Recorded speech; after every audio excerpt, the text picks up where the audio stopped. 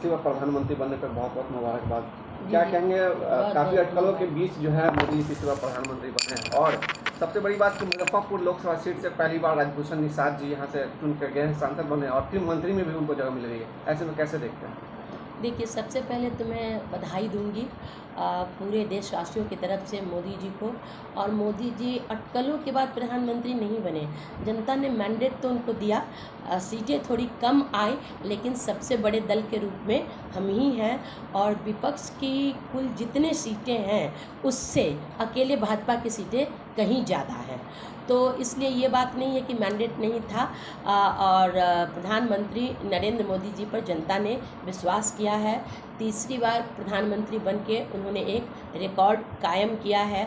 आज की इतने फास्ट समय में एंटी इनकम्बेंसी से लेके और सोशल मीडिया, एआई का उपयोग प्रचारों में किया गया। बहुत झूठी और भ्रामक बातें फैलाई गईं कि संविधान खत्म हो रहा है, कि आरक्षण खत्म हो रहा है, लोकतंत्र खतरे में है, जबकि ऐसा कुछ भी नहीं है। तो इन तमाम बाधाओं के बावजूद नरेंद्र मोदी जी तीसरी बार प्रधानमंत्री बने हैं, तो उनको मैं बधाई देती हूँ।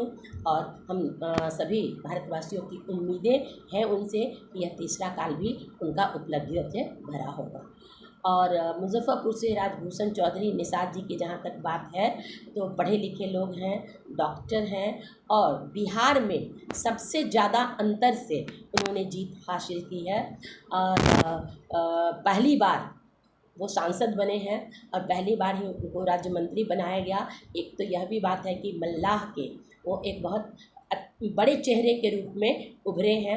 विपक्ष मुकेश सहनी को लेकर के इतरा रहे हैं, लेकिन सत्ता पक्ष में हैं हम लोग, तो हमारे पास साफ सुथरा यंग चेहरा है, जिसको भी मोदी जी ने मान दिया है। इससे भी साबित होता है कि मोदी जी को टैलेंट की कमी करनी आती है, और मोदी जी ने अपने कैबिनेट में चुन चुन के रत्नों को रखा है, जिससे आगे इस कार्यकाल में बहुत अच्छी उपलब्धियाँ सरकार को हासिल होंगी।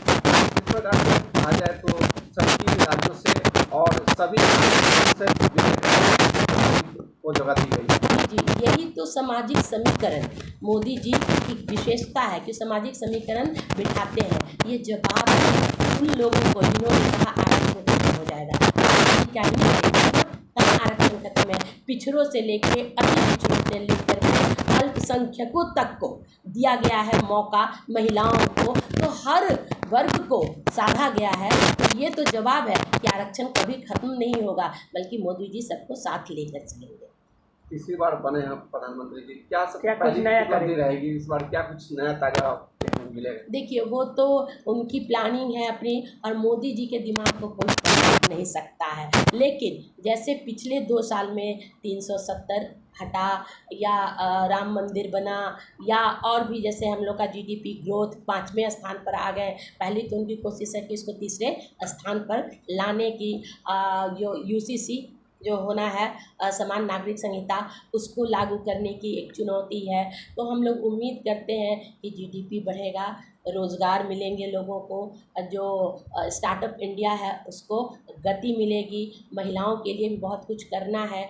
और 33% आरक्षण व्यवहार्यता जो लागू करने की बात है, वो उस पर भी अब काम होगा। उसके लिए परिसीमन, उसके लिए जनसंख्या की गिनती, ये तमाम काम हैं जो अभी होंगे। और इसके अतिरिक्त अभी बहुत कुछ होगा युवाओं के लिए, महिलाओं के लिए, किसानों के लिए और गरीबों के लिए। ऐसा क्या कुछ हुआ जहाँ सहज पके सो मीठा होए, तो सहजता से चीज़ों को होने दें। उतावले होने से कोई चीज़ें नहीं हो जाती, हर चीज़ में समय लगता है। इतने साल दूसरे लोगों को दिया है, तो कुछ वक्त इनको भी दें, और जनता जागरूक रहे, अपनी आवाज़ उठाए, अपनी बातों को पहुंचाए। ये सोचकर बैठ नहीं जाए कि अब वो हो गए हैं तो वो कर लेंगे। उन पर पूरे राष्ट्र की जिम्मेदारी हो गई जब राज्य मंत्री हो गए हैं केंद्र में। तो हम अपनी उपस्थिति या अपने लगातार नॉकिंग से काम करवा करके लाना होता है। तो जनता है यहाँ के, हमारे पार्टी के जो लोग हैं, वो लोग सतत उनसे मिलकर चीज़ों की मांग करते रहें। और कहते हैं ना कि रसरी आवत जातते सिल पर परत निशान, तो कुछ अच्छा होगा। सिर्फ जनप्रतिनिधि उत्तरदायी नहीं है विकास के लिए, जनता भी उत्तरदायी है, हमारे लोकल प्रतिनिधि भी हैं, और हम सब मिलकर जनप्रतिनिधि से काम करवाएं, हमारा ये अप्रोच होना चाहिए।